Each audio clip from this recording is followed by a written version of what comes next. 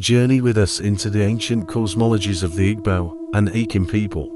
Discover how divine order shaped their understanding of time. Their sacred days and calendars were not just about dates, but a profound connection to spiritual and daily life. In Igbo cosmology, life revolved around four sacred market days: Ik, Ori, Afo, and Kwo.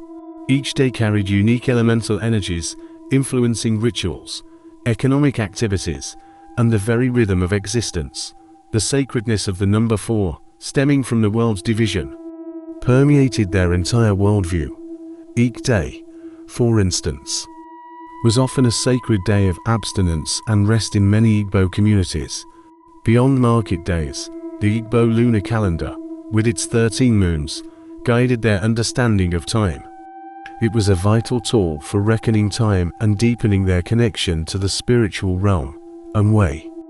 MBA, the first moon, was a time for reflection and sacrifices to Ela, the earth goddess.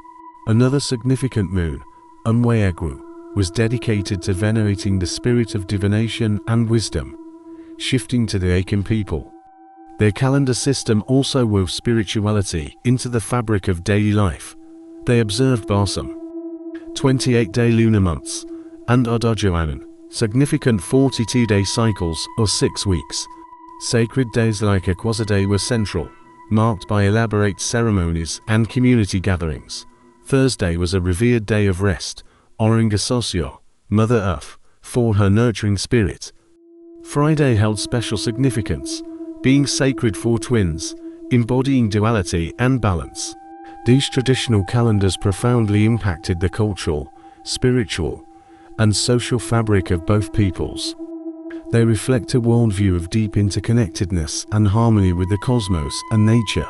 These ancient systems offer timeless wisdom about living in tune with the rhythms of the universe. Thank you for exploring this rich heritage with us.